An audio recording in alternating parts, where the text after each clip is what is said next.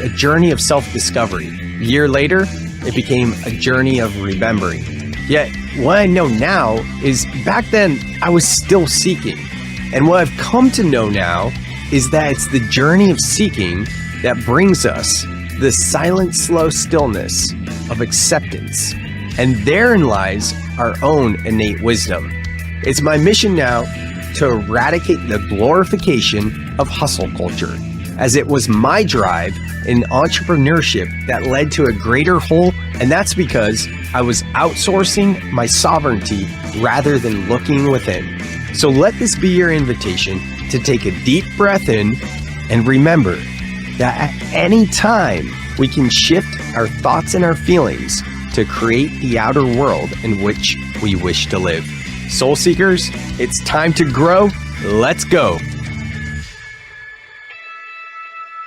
What is up, and welcome back to another episode of the Soul Seeker podcast. I am your host, as always, Sam Kabert, and in this episode, we are bringing back a returning guest and someone who is quickly becoming one of my favorite people. I just met Bill O'Haron in the past few months, and we hit it off right away, got him on the podcast. I started a nonprofit called Soul Life Balance, and I asked Bill to be on the board, and here he is again, coming back on the show. And I appreciate this dude so much. He is such an amazing man. I feel like there are so many similarities between us, and he's just a wealth of wisdom. You know, he and I talk about elders quite a bit. And Bill, excuse me if I get this wrong, I want to say you're 50, but I think you said you're 62. You don't seem 62. So either way, you know, I'm 36, so maybe I'm a younger version of Bill, and that's kind of our dynamic here. But I expect more podcasts with us coming up. I'm sure we're going to do more. Bill is he's a therapist, and he is a meditation guide, and he is just a father, a friend, a husband, all of the things. In this episode, we're talking about how to stay sane in a chaotic world, in a world of madness.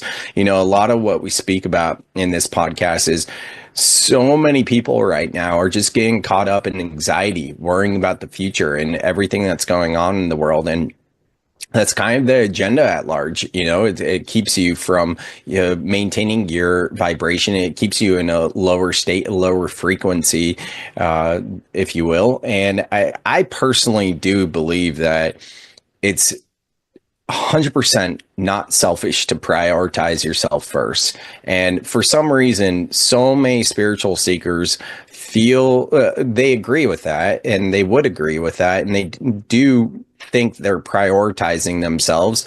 But then when it comes to different things going on in the world that they don't agree with, they forget to take care of themselves, and they just get lost in the agenda of the powers that be, if you will. So that's some of the things we talk about, in addition to how to navigate challenging relationships and using relationships for growth and opportunities, all things. You guys are going to love this episode. It was a great one. I'll probably go back and listen to it myself, actually. Other than that, what updates do I have for y'all? Well, I'm relaunching my group program called Structured Flow 2.0. I have a 3-day challenge coming up. I have the free breath club. I'm working on something called the breath school, which is where I'm actually teaching breath work in depth. Probably going to launch a certification program down the road as well. So lots of things in the pipe, exciting times. If you ever want to get in touch with me, learn more about how we can work together, just reach out. If you're new to the show, or if you haven't already left the show a 5-star review, please consider just leaving a 5-star review wherever you listen to the podcast. You know, this podcast was born out of my desire to do something in the world. And that's what this episode is about. You know, people feeling like if they believe a certain thing, whether it be politics or conspiracy theories or whatever it is, they want to be an activist, and then they kind of shame themselves if they don't do that thing. just by taking care of yourself and raising your vibration, you're doing something. Then you can do other things to be of service as well. Just being nice to people is, being friendly, smile, right? And for me, one of the main ways I give back, and my real aim with the Soul Seeker show is to raise the collective consciousness from this fallen state. So if you're down with that mission and you haven't already left the show a 5-star review, please consider leaving the show a 5-star review. It'll just take a few moments. Thank you so much. Enjoy this episode with Bill O'Hearn. All right, and we're back. Here we are, Soul Seekers. What up? We are here with Bill O'Hearn, a brand new podcasting streaming service other than Zoom, trying this thing called EV Mux out. So hopefully everything works out here. Bill, thank you so much for coming on the pod. Before we get into it, we're going to drop into 3 breaths. I hate to put you on the spot, but would you want to lead us through a couple of breaths? Yes, sir. Great. So just back straight. Shoulders square, eyes closed. We're going to add a little twist to this, Sam. Just open your eyes for 1 second. We're going to tilt our head back on the inhale, belly out. We're going to blow that candle out at the bottom of your feet. Big exhale, squeezing belly button to the back of the spine. Basic stuff. 27 years we've been doing this. So eyes closed. Inhale, nose, head back. And when you exhale, so you're still inhaling at the top of the breath here. Your belly's out, distended. Your shoulders are square. Drop your head. Exhale, mouth. Squeeze belly button at the back of the spine. Inhale, nose. Hold it. Now let's create some tension at the top. This is a big breath. Let the tension come in. This is called Kriya Yoga. Tension, hold it. Exhale, mouth. Drop the head. Excellent. Last one. Inhale, nose. Shoulders are square, belly's out, back is straight but soft. Exhale, mouth. Squeezing belly button, back of the spine. Do those all day. Changes your life. Dude, I love that. Thank you for leading us through breath work. For everyone listening, we didn't do a normal thing like, hey, hopefully you're not driving, but hopefully y'all know better than that anyways, and we don't need a disclaimer. Bill is a returning guest on the Soul Seeker podcast, and he is a new friend, and it's awesome connecting with Bill. And he's an amazing meditation teacher and breath work and all the things. Bill, let's just jump straight into it. So, that breathwork exercise, you mentioned Kriya Yoga. Now, Kriya, there's Kundalini, which utilizes Kriya. There's Kriya Yoga. There's Kriya Pranayama, like specific type of breathwork. I went to this like Kriya initiation thing last summer to learn more about Kriya, but I am still so confused about Kriya. And I've done a lot of Kundalini studying as well. So could you tell us a little bit more about Kriya Yoga? So, Yogananda came to the U.S. in the 1920s, and he founded the Fellowship for Enlightenment. It's the Yogananda stuff. He wrote the Autobiography of a Yogi. Steve Jobs had that book next to his bed, read it every year.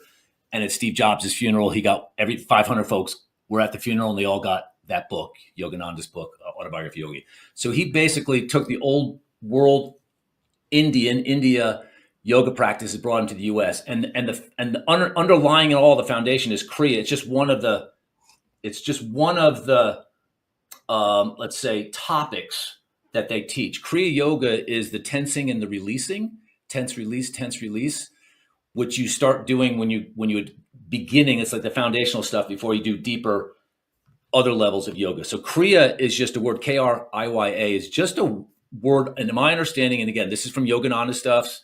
There's a bunch of other yoga teachers out there. It's the foundational work where if we keep doing that, it's the tensing and releasing, which loosens the body up to get it into the state of harmony. But you have to do the physical exercise, or you should do the physical exercise. And the physical part is called the Kriya part. That's all I know. And I've been doing it 29 years now, 28 and a half years. Wow. That's Crazy. Amazing. Crazy. Yeah, thanks for sharing. I feel like there's so much secrecy around Kriya. I haven't finished Autobiography of a Yogi. I first got that book when Steve Jobs' book came out, before I was into any of this, and it just collected dust. Yeah, because I was like, wow, well, if Steve Jobs is talking about it, I should check it out. And I think a lot of business folk were like that. And I tried reading it. It was too much. And Too much. a year or two ago, I was listening to it on Audible and I probably got halfway through. I should go back and listen to it. But some of the stories on there are incredible. I love it. I've sent it probably 30, 35 times out to buddies. It's the one book everybody needs to read. You just get through it. I will then. Because it's just an account of, you think it's the craziest stuff, but this is just one yogi's experience. And the deeper you go inside, you realize that stuff's not crazy. And by the way, I think over the next 5 to 10, 15 years, humankind is going to be reverting back to what the ancient cultures were doing, which they were doing in the pyramids, which is the deep esoteric work that's not going to be considered esoteric anymore. It's now we got all the science behind the deep inner work. You know it, Sam. The more you sit quietly, the more the stuff that comes up. And that stuff, they call it cities, are powers. The power to slow something down, the power to find a parking spot, let's say. It sounds crazy, but we're just part of the fabric here. We're just part of the one. Mm-hmm. And yeah, I mean, yoga, it's got a bad rap on a lot of levels. It sounds so like new agey and yoki and stuff, wokey, whatever. It's not, man. It's like the most basic exercise. And I believe 10 or 15 years from now, they're going to be teaching that stuff in the public schools. I really do. Oh, man. I wrote that in my book, Soul Life Balance, which I still haven't given to you because we haven't met up yet. But in my book, I wrote about the yamas and niyamas. I mean, I wrote about all the 8 limbs of yoga because we all think of it new agey, to your point, because we think of it as a workout. Yeah. And it's not a workout. That's just one of 8 branches. But I specifically called out the yamas and niyamas. And I believe the author's name of a book with that same title is Deborah Adele, I want to say. But yeah, after learning about the yamas and niyamas and reading her book, I was like, this needs to be taught in schools. Yeah. If everyone could learn this stuff. So that is amazing to hear. What makes you feel that way? Well, I went to get a master's in social work, and my thesis, 25-page thesis, was how to incorporate therapy, yoga, exercise, and group therapy. Those 4 things, because those group therapy has the highest return on energy in the field of mental health. And so this is basically what Yogananda was doing when he came here. He was trying to reinstill or reinstall the ancient practices that they were teaching boys and girls 1,000 years ago, 2,000 years ago, 3,000 years ago in India. And I believe that's going to happen here because America's like this new place, but it's really it's the location where all the ancient cultures are going to be reborn in the U.S. That was kind of the premise underneath the founding fathers. The esoteric premise of U.S. was the natives were here, the Europeans have come here, the Asians come here, and it's going to be the rebirth. And I don't know how long that's going to take. Might be past my time, but we all know we have to change how we're educating, how we're interacting. And I just heard somebody call this guy, Jeffrey Hoff. This guy's amazing. He's like, in the next 10 years, there's going to be a new political system, but it's going to be like a democracy of acceptance and love. Whatever that looks like, we have no idea. And all this stuff with this new administration, not good or bad. It's insane. But it's like this last heavy friction time zone, these next 5, 6, 7 years when all the outer planets are shifting. We've never seen this before in the last 26,000 years, astronomically, astrologically. All brand new territory. People are freaking out, but you know what, dude? It's all good. It's all getting to the opening. We're in the Aquarian age. It's too late. The light's out of the bag. The cat's out of the bag. We all know a lot of the institutions built during the Piscean age, whether it's the CIA, it's the government, whether it's a religion, doesn't matter. They were built on the Piscean perspective, and now the Aquarian perspective is we blow it all open. It's egalitarian. Everybody gets a chance at what the old era kind of didn't provide for the underserved. It's going to take time, but Sam, this is the greatest effing time to be on Mother Earth right now. You know, hardest and greatest. It's so fascinating. Yeah, hardest and greatest, right? Because in a lot of ways, the lockdowns prepared us for kind of what's going on right now. Because dude, I just started a nonprofit, as you know, you're on the board a couple of months ago in December of 2024, and It's such a steep learning curve. And I went to a lunch and learn for nonprofit executives here in Santa Cruz last week. And it was like legit nonprofits, everything from United Way to like Save the Waves Foundation or something like that, like some big ones, Big one. Yeah. Yeah, it was really legit. And everyone, not just there, but like the more I network with people in the nonprofit space, there's been so many people that are just in lack and so many people that are just in fear. And I was actually reflecting on this last night. It feels like part of it is kind of being jaded by the system for so many years. And then the other part of it is like right now, what's going on politically that's really hurting the nonprofit sector.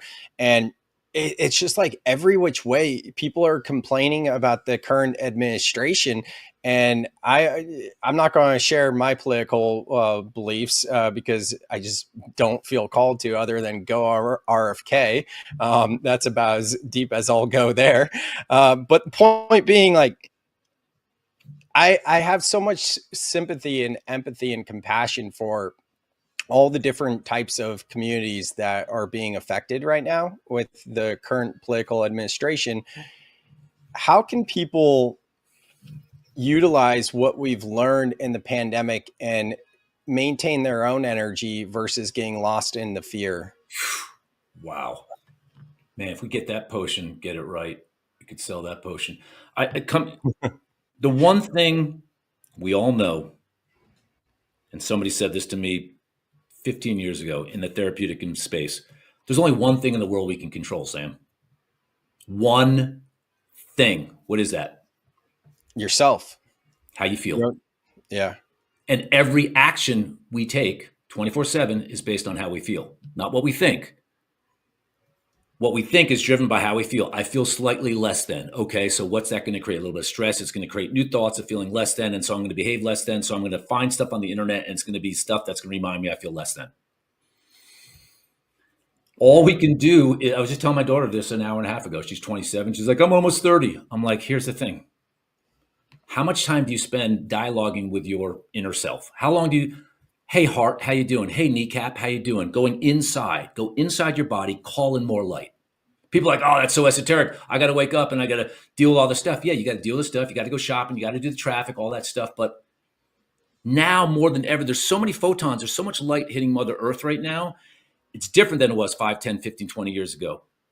You just spend 10 minutes calling in light and dialoguing with your heart. I dialogue with my heart, my knees, my hips, my gonads, my pituitary, like I'm a crazy guy on my elliptical dialoguing with my pituitary gland. Hey, pituitary gland, how you doing? That sounds crazy, but you got to get in your body. What else do we have, Sam? You only have one thing, your body. And you have only one thing you control, your body, how you react, how you feel. So think how much energy, 50,000 thoughts a day, think how much energy we all consume on stuff that doesn't matter and stuff we can't control. I'm not saying being focused on the administration, focus on being of service. No. That's quite the opposite. I want to be of service. The only way I feel like I can be of service is work on my light, work on my bringing up more light, and wherever I can share it, I'm going to share it. If I can't add value, I go back into my body, go back into my day, and regroup, sleep, whatever I need to do, and then be ready to add value and be of service. And that's what you're doing, Sam. You are an elder. You're the young elder, and that's why I have so much respect for you, what you do. And I'm not blowing smoke up your ass because I don't have to, and I don't. That's not my thing. But like this, what you're doing now is going to pay such dividends 5, 7, 10 years from now. The space you're holding now, Sam, is amazing. So everybody's stressed out, but like, just be in your body, be in your body. Don't go on the news. Yeah. Here's a great thing. And I think it was Matthias that said this, Matthias De Stefano. The only way you get more light is you get more friction, you get more dark, right? So if you think this administration, someone else thinks this administration, this is dark, heavy stuff, you're right. But guess what's popping up? I just saw in the New York Times last week, a friend of mine sent it to me, 350 rabbis, Jewish dudes in the Northeast signed a petition to say, let the Palestinians back into Gaza. Let our enemies come back in. That's totally unfair. There's no way that shit would have happened if the crazy town wasn't in the administration and these crazy ideas of what they want to do. In other words, the groundswell of light, Sam, coming up because of all this friction, because of all this chaos, is the greatest thing we've ever seen. You're spot on. Mother Earth prepared us for this through COVID. Have you ever felt overwhelmed by emotions and unsure how to move through them? Sam created the Breath Club to help you find calm and clarity. In this free online community, Sam teaches how to regulate your nervous system through breathwork and process emotions effectively. Did you know that most emotions only last 90 seconds when you fully allow yourself to feel them? This is called the 90-second rule, and it's a powerful tool backed by science for emotional healing. Each week, Sam hosts live calls to guide breathwork practices and create real connection. You'll also get access to an online course and pre-recorded breathwork videos. The link to join is in the show notes. You want to hear something wild about rabbis? I had a friend on the podcast, and she mentioned how she interviewed a rabbi on her podcast about how he's using plant and earth medicines to bring Palestinians and Israelis together. And I listened to that one, and I could put in the show notes, like, that was pretty mind-blowing that's like his nonprofit, actually. And he doesn't go into depth into too much detail, but yeah, to your point, like, it is pretty amazing. Now, there's this feeling for a lot of people, even when we're on the spiritual path, of, we know this stuff, we believe this stuff, and we kind of feel like we're burying our head in the sand if we just focus on ourselves and we're feeling selfish. What are your thoughts on that? Yeah, it's a great point. I think spirituality is the great adventure of super selfishness. But what happens, and I was just thinking about this, funny enough, earlier today, when I started meditating, I really struggled with being purely in the for-profit world just for me. Because I think what happens when you start opening up is you start seeing you're part of everything. When I was shut down, I wasn't part of everything. I was part of my little world. Now, coming full circle, now I've realized I'm part of everything, that I want to add value to whoever I can, but I can't add value unless I'm in a state of equanimity, if I'm in a state of wholeness. Right? There's nothing worse. And I was in the system. I worked for, I ran a juvenile justice system. My clients were juvenile court, Stamford, Connecticut. Great folks, but there was such a jadedness, right? They weren't working on themselves. The friction of the outside world was creating lower energy. And so the only way you can add value is go inside, bring your energy up. And when you start bringing your energy up, you'll be almost incapable of behaving selfishly, because you know you're part of the greater community. You're part of the smaller community. It's an automatic button inside, I think, the human, psychospiritual, psychodevelopmental, biological inputs. We're mammalians, and we have cells in our body that know we need to relate. And if we're not relating, we feel less than and depressed.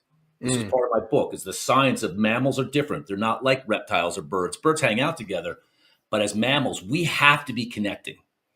And so it's not selfish to go in. It's selfish to go in, feel enlightened, and then maybe just purely work for self or profit. But that's okay, because that's not your karma. But if your karma is to bring in more light, feel whole, and then share that wholeness, you won't be able to stop it. You won't be able to contain let's it. revisit what you just said, because I think that's a really important piece right there that I haven't heard too much about. Like, it takes a lot to just get to the reframe of, like, call it self-care, but we're not really talking about self-care. Whatever self-care means to you, this definitely is the umbrella. You got to put yourself first, right? But what you just mentioned was, like, it's not selfish unless you're just doing this for your own gain. And I think that is a massive reframe for so many people right there, because it's like, oh no, like, I want to do something. If I go in and do my work, and then I'm a lighthouse for others, and I attract that magnetically, and other people are matching my higher vibration, then that is the ripple effect, right? Exactly. You don't realize when we're just solely working for self, that's fine. You're in this little loop. What happens if I add people to my little torus of self?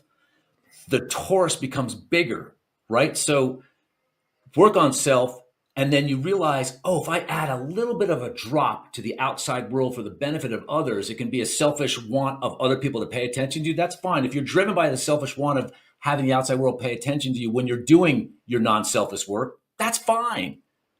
But we really are built over time. And it really happens once you get to your 40s and 50s. That's when literally the soul begins to turn forward to see how I can add value to the community. So if people are in their 20s, 30s, 40s, I get it. Focus on self. If you can't add value to the community, you will over time. Keep the faith. Don't beat yourself up if you're not doing a lot for the community. Mm-hmm. Even if you have great intentions, if you can't do it, send some light. Send 2 minutes sending light to this is what I do all the time. I send light to every single school in the United States. I just drop a little bit of light in. Where I Minnesota, I just did it like I make it up. I'm delusional. I just make it up. You're not delusional. I don't know why you say you're delusional. You're crazy. Why you do all that to yourself? Because I've been in the 3D plane. You got to remember, I've got one foot stuck in the old era. So self-deprecating, right? Yeah, it's kind of my shtick, my Irish Druid shtick. But like, I come from like my 92-year-old dad. I come from that, like, you know, it's kind of that, whether it's self-loathing, it's the whole. When I say crazy, in my generation, talking like that is crazy town. For sure. That's why I love hanging out with people that are, 22 and 40 and younger. Yeah, this is being like on a podcast called Soul Seeker, you can let the crazy go here. Like my 62-year-old buddy's like, dude, what's your problem? Why are you still working? Like, anyway. Yeah, it's kind of the Irish shtick to beat oneself up. Crazy has always been such a trigger word for me, but especially on this path. And for me, it's been like synchronicities, hearing other people and be like, that's crazy. And I immediately reframed that to wild. And then I started to catch on with my communities. And then a buddy reframed me 2 years ago to be like, hey, have you ever considered saying of course instead of wild? And I'm like, no, I say wild instead of crazy because crazy is kind of like, oh, I don't really believe it. And it's this weird energy, whereas wild is more embracing it. And he goes, yeah. And the next step is, of course, because that becomes your new normal and you're fully embracing it. Yeah. So I encourage people to that's in regard to synchronicities, but language, like probably even before I got on the spiritual path, but especially after, you will rarely ever hear me say the word hate. And maybe it is because I'm Jewish and, the connotation there and whatnot. But I say I strongly dislike, because is it true that I actually hate something, And here's one more for you. Very standard. Things happen for you, not to you. Well, recently I heard Mary Morrissey say that things don't happen to you, they happen with you. And that just about blew my mind, because she didn't even go to for you. She went straight to with you. Because if we think about it, like to you is there's this outside force that's out to get you, victim consciousness. For you is there's this outside force that's working for you. And with you is like empowerment and taking responsibility and understanding that you're a co-creator of your reality. So I love that one. That's beautiful. Beautiful. And I want to, this is a good topic actually in terms of crazy, because what happened to me the first time I sat, and what happened to me so many times since, when the Kundalini woke up in me, the first time I meditated back, it's going to be 29 years ago next month. It was so insane. I went from sitting quietly as a white dude from Jersey, being 32 years old, and this whole vast well of inner world showed up. The tears that seemed like they were 1,000 years old. They weren't even my tears. Like there was no emotion behind it. And those tears didn't stop and haven't stopped.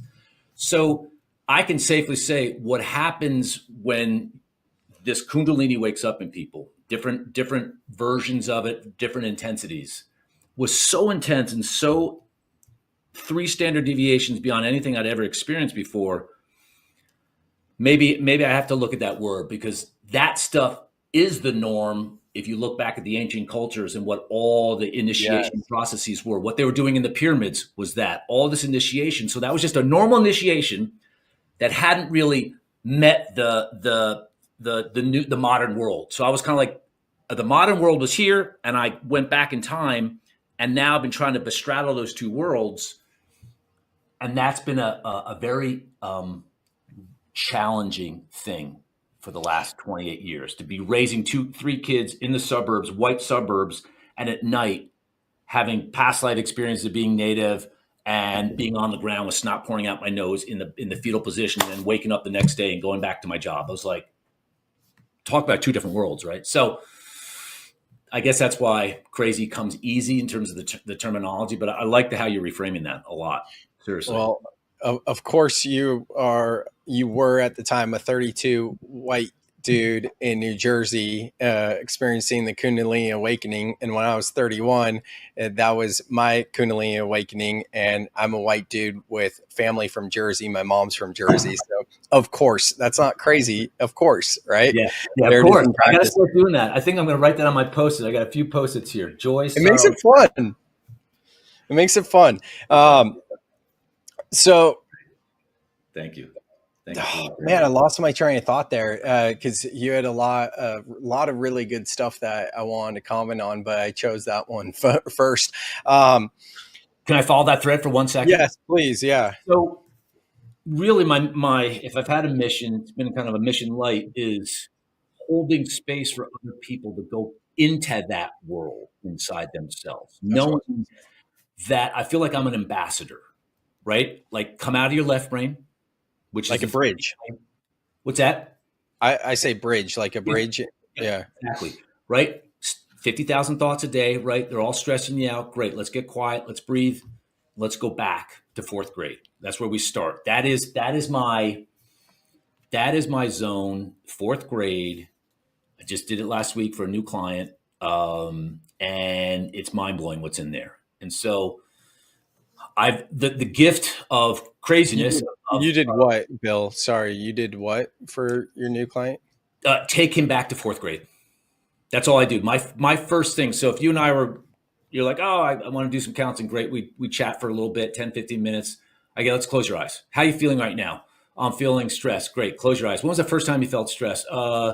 6th grade, when my dog died. Perfect. Let's go back to 6th grade. We go right there. The body tells you exactly where to go, knows exactly what it needs to do. If they got the emotion, but they can't figure out the time, we go to 4th grade. Why? Because from 0 to 10, you're pure limbic, you're pure right brain. Your left brain hasn't started evolving yet. That's all the good stuff. That's all the intense stuff. That's the reactive body. And so that's what the Kundalini, I believe, was teaching me, showing me, so I could go through all my stuff, which I'm still going through 29 years later. But that's really what I'm here to do, wherever I can. Uber drivers, down at the shop, like anywhere I am. Hey, how you doing? How you feeling? Great. Like, close your eyes. Let's go inside. Let's go to your 4th grade self. Because your 4th grade self, Sam, knows everything about you, knows what your life is, knows why you're here, right? Think about it. You're only 9 years away, 10, 9. You're only 9 years from not being here, right? So by the time you get to 20, 30, 40, you're so far away from that limbic right brain eternal part of yourself that you've lost that. That's the hero's journey. Go back. That's the Kundalini. Go back. You got to go back. You got to remember those times. In fact, this client, this 36-year-old male, wonderful young man, he's like, I don't remember my childhood. I'm like, now you will. Go back. Boom. Started coming. What are you wearing? What were you doing? What'd you love to do? Did you like to draw? Boom, boom, boom. All shows up. A lot of people don't want to go back there because it's really intense, those old emotions. So anyway, that's my shtick. That's what we do. That's what we try to do.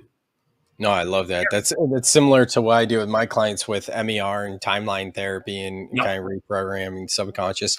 Well, I was going to say before, when you're talking about being between two worlds and like the 3D, and we can just call it the 5D or whatever. Yeah. That's kind of what my whole message of soul life balance is about. You know, it's like, how can we move through this reality, not being disconnected from the human experience and not being disconnected from our soul? Like we need both. And we're so focused on work-life balance, even on a subconscious level. If that's not a term that you think about, everything that you do mostly is yang energy because of our society. And soul life balance is reprioritizing your inner world first of your mental, emotional state in something greater beyond this human experience, you know? Totally, Sam. And it's such an unknown space for people, right? So they'll exercise to do what? To get their endorphins to relax. They'll smoke weed they'll drink to do. All those things are getting you out of your left brain into your right brain. All those things, right? Overworking in a way takes you out of your left brain. It's like all these gestalts to not to get out of the stress of the left brain. Doing it consciously, slowly, in quiet, in silence freaks some people out because they're not on a golf. My buddy's like, "Oh, I'm meditating. I'm on a golf course." It's a meditative experience, absolutely. But you're never going to tune into your fourth grade self while you're drinking a light beer on the fifth hole. It's just not going to happen. You'll be relaxed. You'll be in a good harmonic state, and you'll be in your right brain. Has to be done, in my opinion, in silence, guided if possible, otherwise self. And so everybody. For you, Bill, is the challenge like that you have too much 3D in your life and you can't be your true, most authentic self? Is that kind of the challenge then? For me, for the 6-year-old Bill? No. Yeah, 60-year-old Bill, not fourth grade Bill. Yeah. So the question is, why do I not go into that world, or why am I not doing it more? We're talking a lot about like people just like needing to reconnect with their inner world, right? Yeah. And it sounds like, if I'm hearing you correct, part of the challenge for you between dancing of the two worlds is maybe you feel like you have to dim your light. Great point. Yes, I did for so long. The light's kind of undimmable right now. But yes, in order to render onto Caesar, the tax man, pay for my bills, pay for my kids' schooling, it's almost like you have to leave the light behind a little bit sometimes to just produce on the 3D plane, right? Think about that. If I've just got to grind out whatever it is, whatever anybody's doing, you really need high left brain typically to make money on the 3D plane. Now, yeah, I resonate with that. Yeah. Right. And so being a dad, if I was a single guy, I think I probably wouldn't have that dance wouldn't have been there wouldn't have been as big a gap between those two worlds as we're describing. And now that gap is really closed, I think, through age and experience and a sense of self that's hopefully deeper and richer. But yeah, that's the challenge, Sam. It's hard a lot of times to bring abundance in purely right brain. We need the ego. We need the self. We need the calculating mind to like aggregate and bring in money and put it in the bank account, right? It's hard to do that in a fully meditative state. Maybe I should be able to do it, but haven't figured out the balance between the two. But the answer is yes. Yeah. And, you mentioned like being a dad, right? So that makes me think of relationships. And a lot of times when we think about like our obligations and responsibilities with partners or children or things like that, we are thinking about more of that yang energy, obligations and responsibilities. Yet we can so quickly flip the script on that to be like, what is this beautiful child or this beautiful person mirroring back to me and teaching me in this moment, and which makes it a spiritual experience? So what are some of your thoughts there? Dude, that's funny. We were just talking about too, a couple other parents. It's so of course, right? I mean, it's so, you have to be, this is what I always said, that the hearth, the home, why women are so good at it and men struggle with it is because it's a right brain experience. The hearth, the home, family, the hoop, the nest. You come home from work, us guys we're totally in left brain, and suddenly there's emotions flying around, and we have to learn how to get into right brain. We have to get into our own emotional world. Having kids just reminds us of our own childhood. And that's why us parents, we freak out, we overreact, we're tired because we're stressed. But that stress is really inbuilt stress being activated by our kids. But I always said to parents, working with teenage kids, I worked with suicidal kids, still do. Johnny or Jenny, they're going to be fine. Work on yourself, Mr. and Mrs. Smith. Just work on yourself, right? You can't hold space for somebody else if your space is this, right? If your space is not enough right brain or too much right brain, not enough left brain, you got to find balance. So parenting is the great exercise of work on self. It looks and smells like you're working on kids. It looks and smells like you're working on teachers and, everything else. You're not. You're just working on Sam. I'm just working on Bill. you know? You know, I typically wouldn't want to turn this back on me, but I'm just getting so giddy hearing you say that. Did I tell you that I recently met and connected with my son? Because I told you the story of that, right? Yes, I didn't know you recently reconnected. I think you may have mentioned it, but I probably wasn't paying enough attention. Tell me, dude, that's No, amazing. I don't think I did tell you. It was just I've met him once now. He's 15 months, and then I met him again a second time 2 weeks later, and then I'm supposed to see him again in a few days now, and it's going great with his mom too, my ex. So that's really exciting, and That's everything feels incredible. expansive. But just hearing you say what you were just talking about, like I noticed in me a difference where before when I had the Cold War going on with his mom essentially, right? Where it was just like Good word. toxic, and if that had come up before, there would be like a heaviness I feel where now, like because I wasn't part of the pregnancy and no shade to his mom or anything like that, it's just facts, right? Um, I never felt a connection to him because literally from the day that she found out she was pregnant, that whole experience was just gone and vanished. Um, so now having met him, like, anytime I think about him or hearing you talk about it, like, it's like, oh yeah, it's just a lightness and it's joy. It's cool. That's amazing, Sam. There's so much amazing stuff that you're going to find out about yourself that you thought you knew. And I remember somebody said this to me yonks ago. Talk to your kids when they're asleep, while they're Like asleep, right? So when you're lying down tonight, hey, what's your son's name?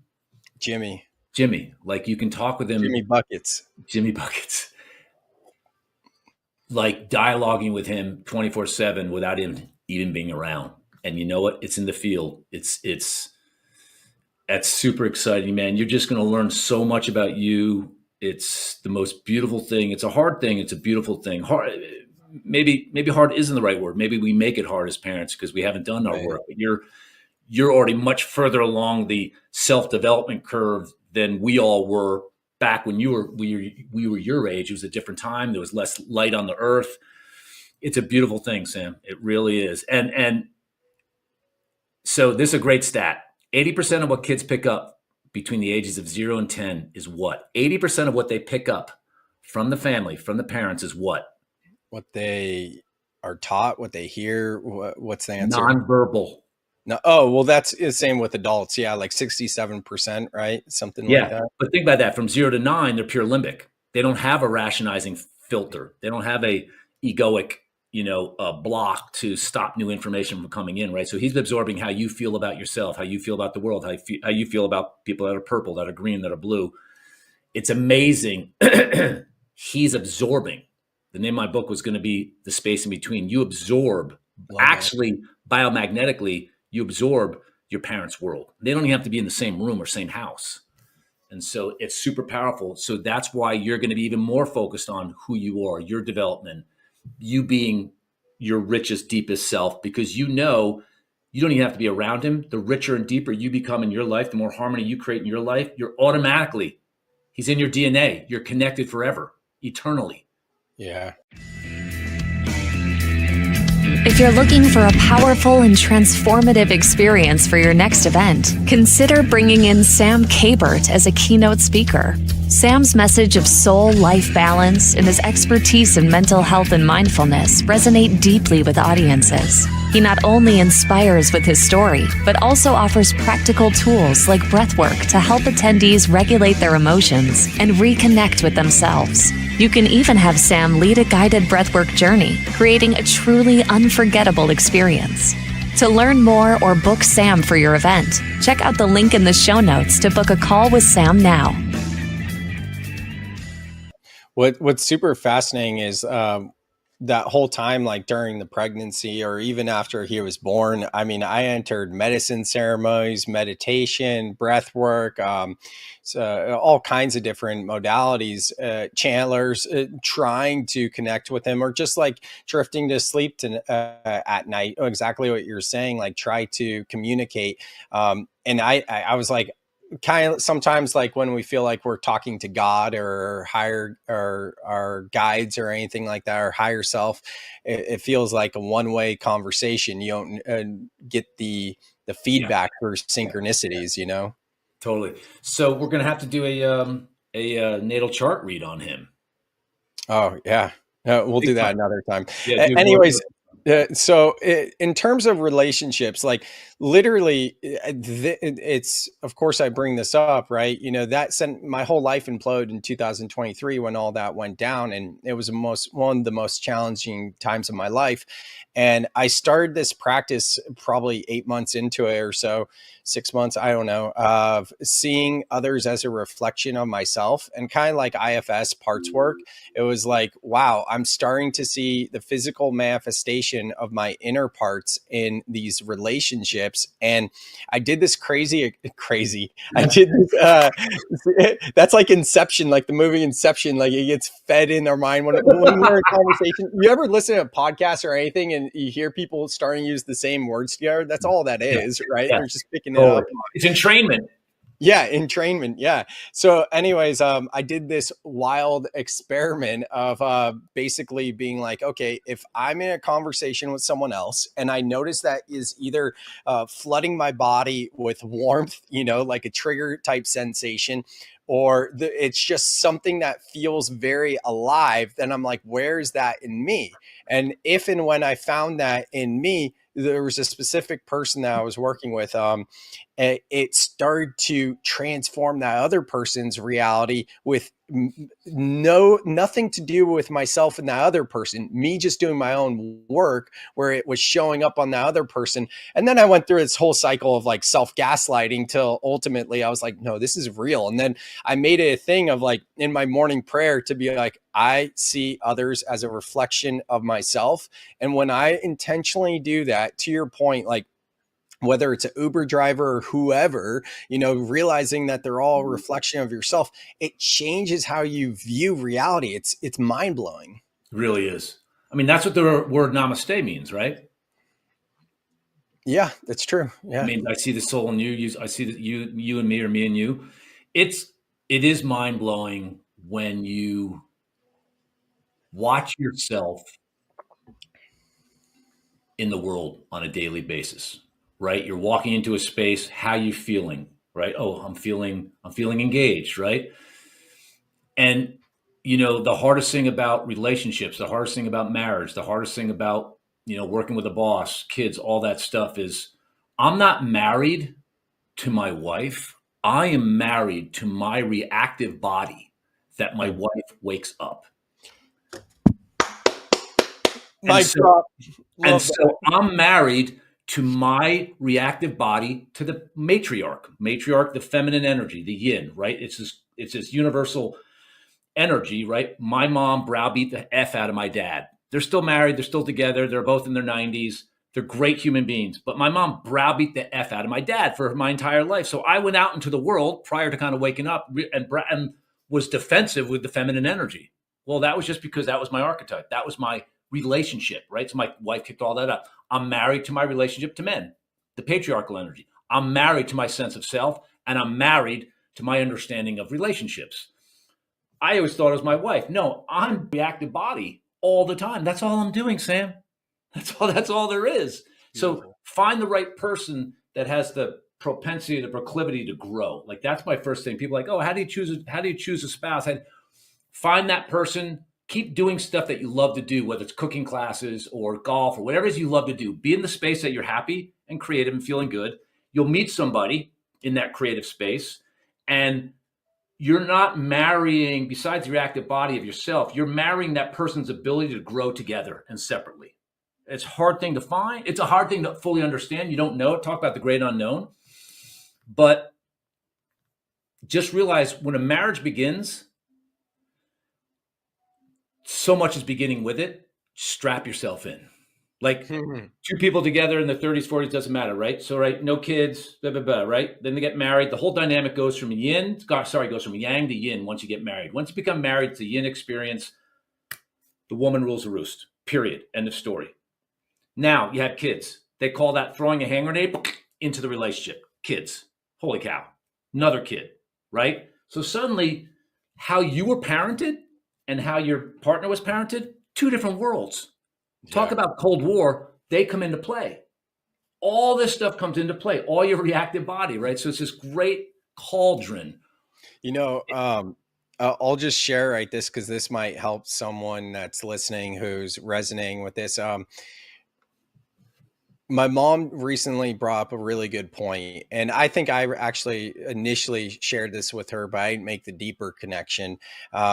My parents, all of my aunts and uncles, I don't have a ton. I have 3 sets of aunt and uncles.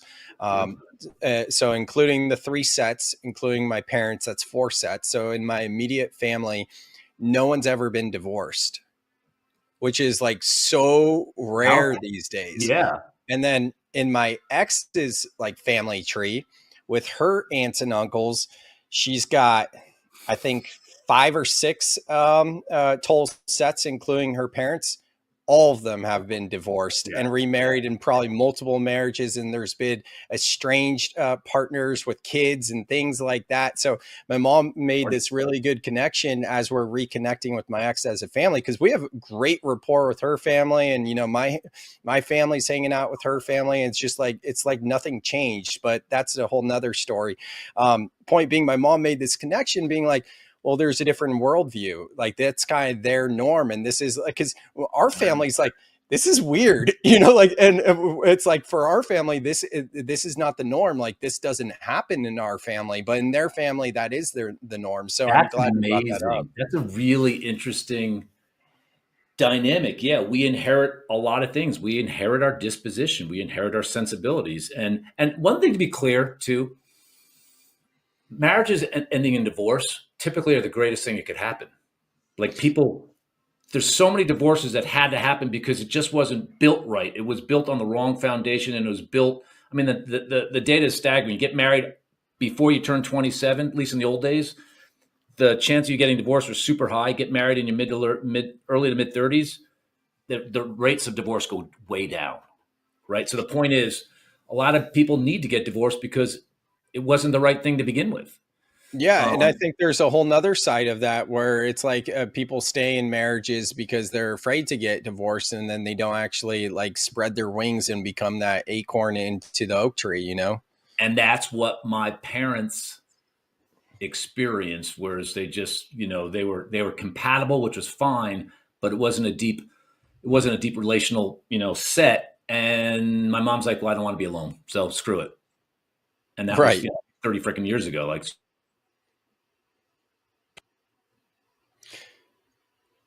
Oh, it just broke up for the first time. You there, Bill?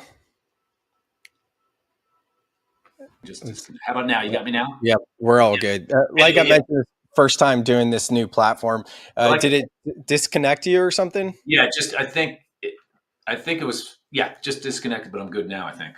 Yeah, it's better quality with the video, but Zoom is actually usually more stable. I've been on so many podcasts of other people's shows where it's StreamYard or Riverside, and there's always a connection issue, it seems like. Anyways, though, as we begin to wrap this up, any final thoughts or other topics you'd want to touch on real quick?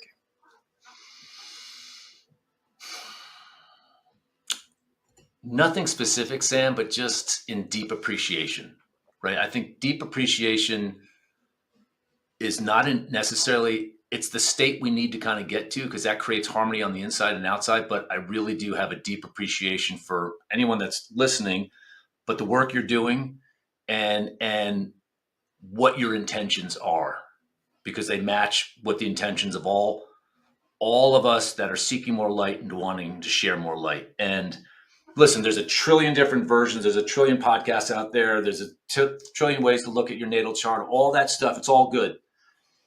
We're going to realize everything is the process of just knowing our emotions and knowing how we feel and knowing the roots of them. That's the only things that matter. Because once you know the root of why you're sad, happy, joyous, compassionate, feeling less than, once you know the roots, then you can begin there. Do more therapy. People should be doing more therapy, right? There's such a resistance to therapy because there's, good therapists, bad therapists. But in general, just really deeply appreciate. I'm really appreciative just being on Mother Earth right now. I really am. Oh, that's awesome. It's not necessarily easy, but what an opportunity we have, Sam. Look what we're doing. We couldn't have done this necessarily 6, 7, 8, 9 years ago. I mean, the platforms were there, but like people weren't talking about this stuff. People are doing it on their own in little groups. Now you're doing it and you're putting it out into the ether. It's heaven, dude. It's heaven. Yeah, and to your point, like when I started this work, I had already been podcasting and was a content creator and things like that. But to switch from talking about like either food or business or, jokes, whatever it was, to spirituality, I had to be like, oh, I'm a recovering bro, to be like, no, I was cool. I'm not just this like flowery hippie dude, like, so I definitely went through a phase there where it wasn't just like clicking a switch and making that switch in my content. But thank you for all the kind words and appreciate everyone listening. If this is resonating with you and you want to go deeper, definitely hit up Bill. You can reach out to him, and he's an amazing therapist. As he mentioned his practice, what he does, you can join our free breath club, which is going to teach you how to sit with your emotions and everything else. And, Bill, you've talked so much about like light. I love the metaphor of being a lighthouse. I think of it as like, when we are embodying our values, we're in alignment, and we're in alignment, we're in flow. And at that point, that is really when we are a lighthouse for others, so we can magnetically show them the way through embodiment versus in the 3D trying to quote unquote fix them, Fix it and explain it, right? Yeah.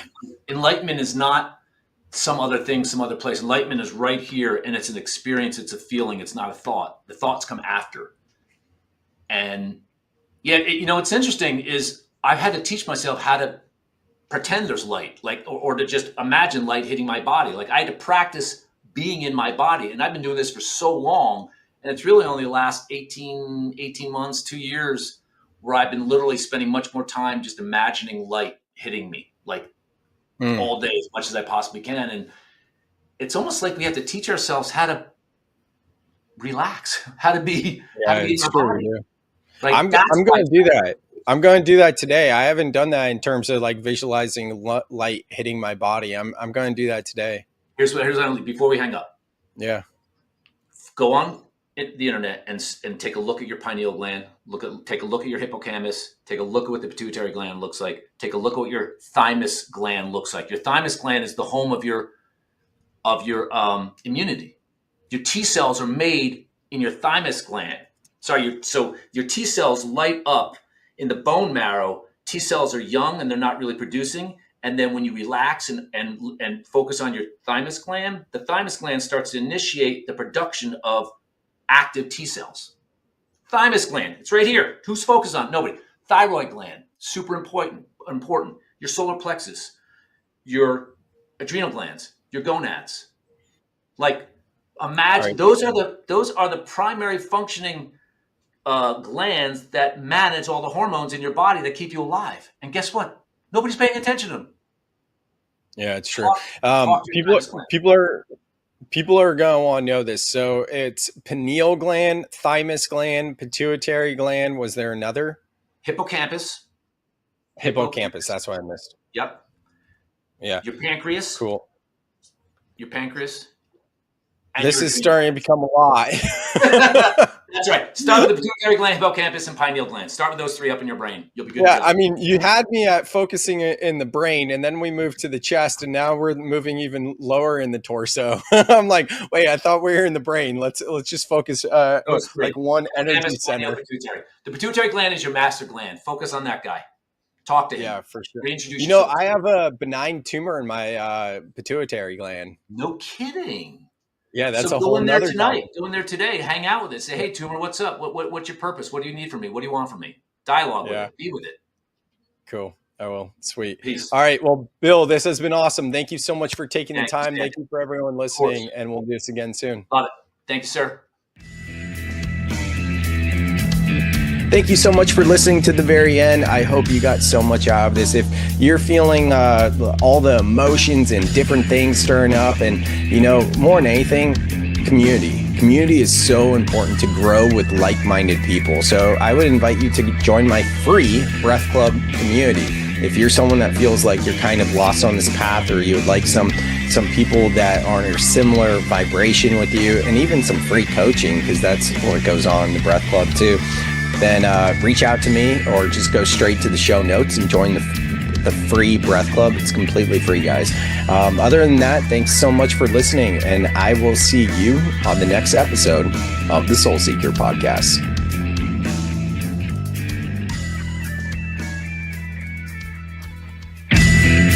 Thank you so much for listening to the very end. I hope you dug this podcast just as much as I enjoyed it. If you got anything at all, please, if you could just do me a favor and leave a 5-star review wherever you listen to this podcast, it helps the show grow. So thank you for considering to leave a review. If you want to go deeper with Soltara or Elan, you can find the links to connect with them in the show notes. And if you want to work with me, the best way to work with me, the easiest way to work with me is the free way, and that's by joining the Breath Club. The link to the Breath Club is in the show notes. And also know that I'm available for one-on-one support, that is coaching and guidance, as well as keynotes and breathwork journeys for conferences and events. Thank you so much, and I will see you on the next episode of The Soul Seeker.